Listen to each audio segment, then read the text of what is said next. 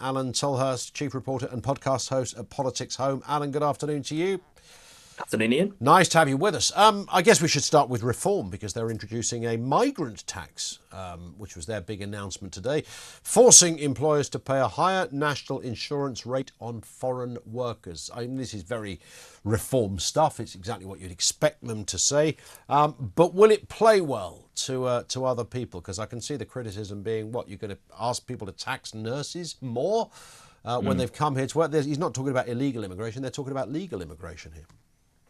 Yeah, exactly. And because obviously there's been a lot of a focus on illegal migration over the past few months and years, but actually it's legal migration that's really gone up by the huge amounts. And this is a policy they think that, and I think they've rightly identified the fact that the economy of the past sort of 10 or 15 years, maybe even longer, has been very reliant on having people come into this country to work to improve that. And so therefore they're talking about trying to wrestle some of those jobs back towards domestic or homegrown people by increasing the VAT, but increasing the national insurance they would pay employers from 13% to 20%. There'll be exemptions, I think, they're talking about freezing non-necessary migration as well, but for freezing it for not for people like doctors and nurses, that sort of thing. And as you say, it's a very reform-friendly policy. They clearly want to be seen as making the running on immigration policy. Yeah. And Richard Tice, the leader, was basically saying, here's our policy. I'd love to see the Tories and Labour be bold enough to take on this policy too. And that's clearly what he sees their role is, to try and push both the main parties to accepting that they know that,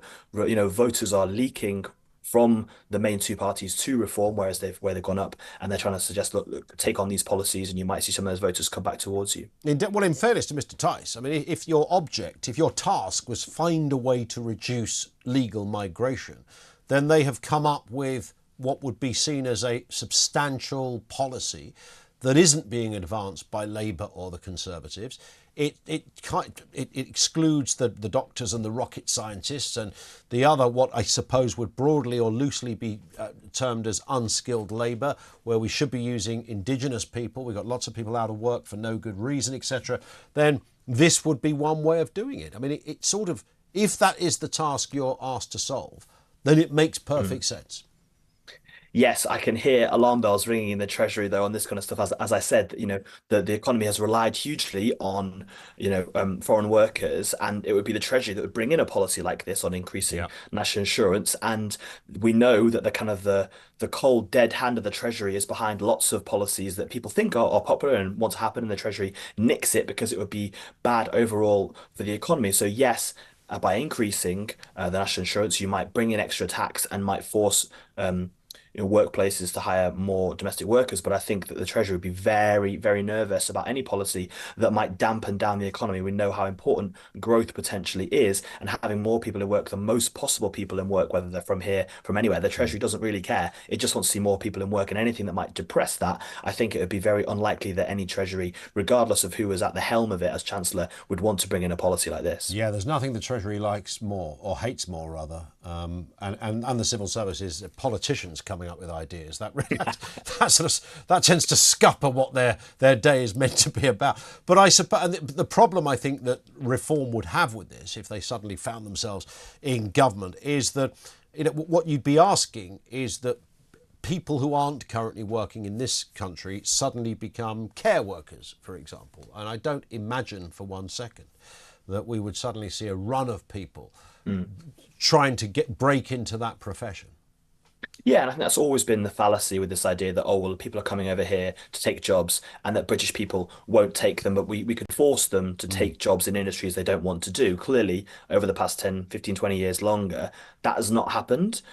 And essentially, if you did want to do that, if you did want to wrestle the focus more towards domestic workers, I think you would need a fundamental shift in the economy. Wages would have to massively increase across the board. And we know there isn't the money for that. That might increase inflation at a time we're trying to bring inflation down. So it would create, I think this kind of policy would create a big shock to the economy. And I think also underpinning it, as you say, are people, the ones who are out of work, are they able to go into those industries where we know has a high number of foreign workers? It remains to be seen. But obviously, clearly for reform, this is part of their big agenda to try and shift the economy in this kind of direction. Yeah, I mean, this is, in fairness, this is very firm, solid reform ground. Why would they not be talking about this?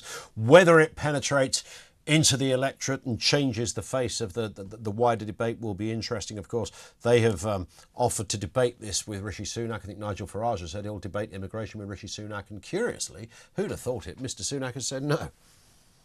Although, interestingly, a wag said to me, a Tory MP said, well, there is a way that you can debate the Prime Minister every week on any topic you want if you could only be elected to Parliament. Obviously, something that Nigel Farage has declined to do and is not standing this time. So yes, I can Good see answer. why Yeah. I can see why the Tories have decided they don't necessarily want to have. And also, again, it's about having they're obviously running a very presidential style campaign with Sunak, and obviously they want to have him up there with Keir Starmer to be like, this is the choice for Prime Minister, and obviously have it diluting that by having more people, by having him directly taken on by Farage is probably not exactly what he wants to do when he wants to focus on Labour's immigration policy or lack of immigration policy, as they say, not having Farage kind of poking him on his. Indeed.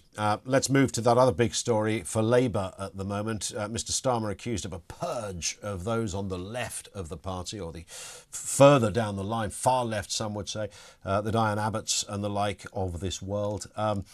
I mean, I don't think Starmer's going to lose any sleep over this, however it's come around, whether it's the mafia don, never ever takes the blame for something that's gone on. We will never know whether Mr. Starmer ever spoke a word of this, but somewhere down the line there are people that once upon a time it wouldn't have been controversial. They were standing. Some were standing until about half an hour ago, and now they're not for a variety of reasons. I think he's going to like this just fine. But does it cause a problem for Labour? Or is this, yes, there will be grumpy people, but they're insignificant to his wider plan?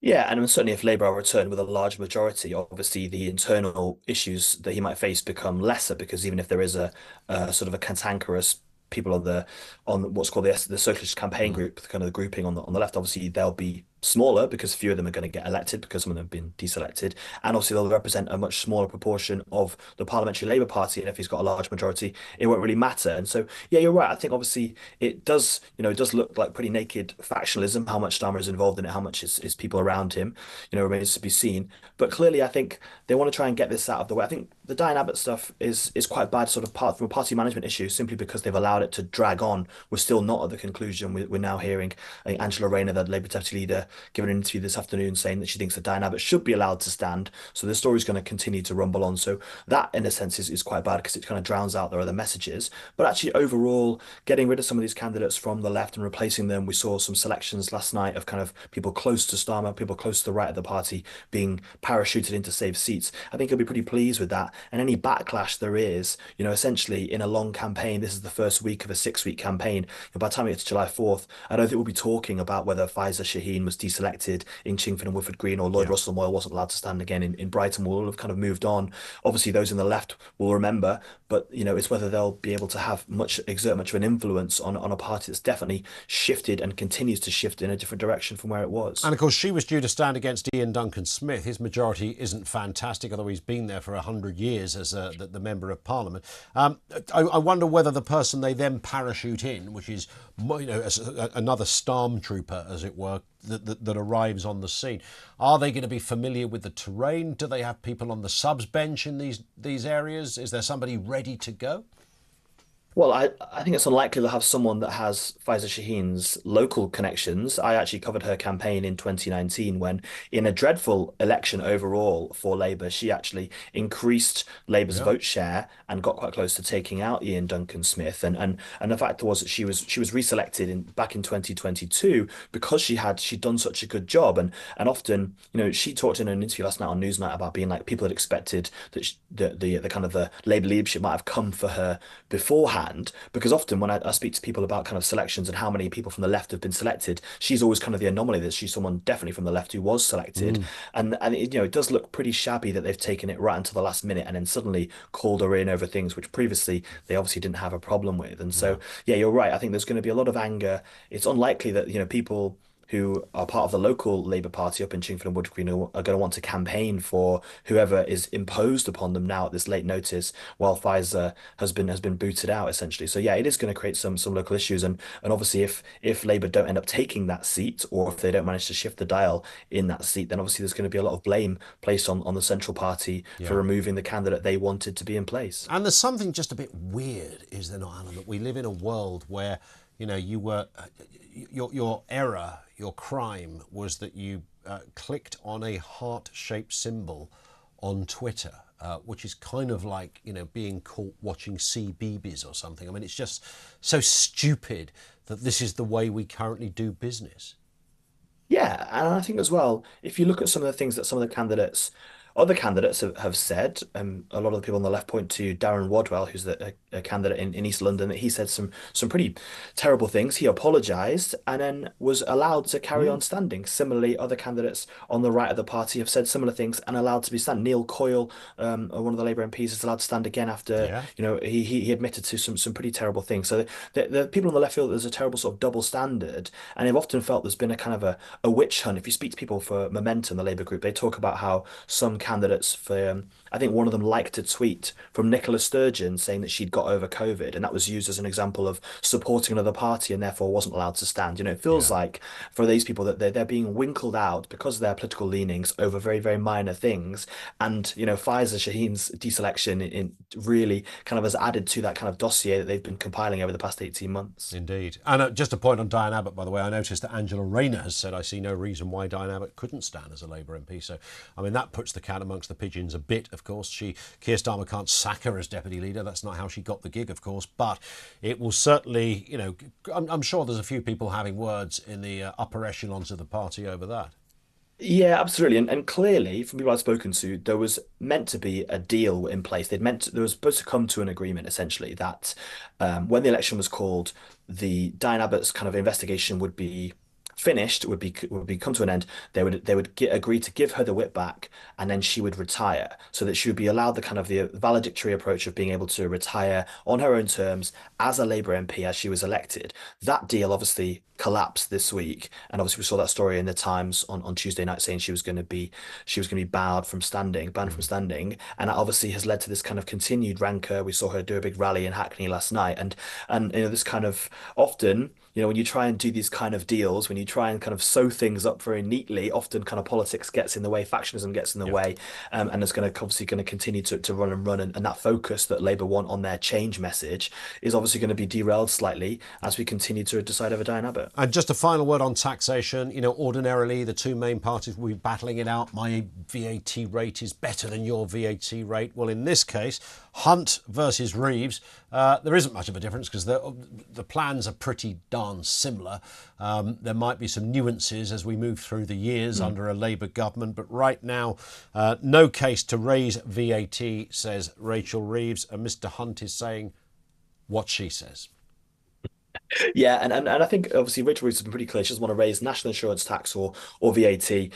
Jeremy Hunt thought she hadn't been too clear on that, and so tried to sort of bounce Labour into being very clear on this. I think, unfortunately for the Tories, it often ends up rebounding on them because Jeremy Hunt this morning on Today programme was pointed out that actually the only increases that in VAT that have happened in our lifetimes have been under a Tory government, but you know, to 15% under Thatcher, to 17.5% under Major, and up to 20% under Cameron. So actually, it's the Tories that have done that, and similarly, you know, obviously they're not raising income tax. We know that income tax thresholds are going to be frozen for another 4 years, and that's going to drag a lot of people into paying more income tax. So it's a tricky one for Jeremy Hunt to go on the attack in that sense when obviously the Tories have got have raised the tax burden, but obviously Rachel Reeves is sticking very closely to that Tory plan so that they sort of can't be picked off in that way, and obviously that's going to lead to perhaps some issues for themselves as they go forward. But yeah, as you say, it's kind of there's a word for it. I think it's called Heavesian economy. I think people talk about it, Is and it's that right? basically Wow, it's I've learned something here. Hunt and Reeves put together essentially that they're following a very similar sort of economic plan. Heaves ideology. What about that? There it is. I like it. Alan, thank you very much. It is Keynesian, not quite, but yes, I like it. Thank you to Alan Tolhurst from Politics Home, with a digest of the big political stories that are happening. Election 2024.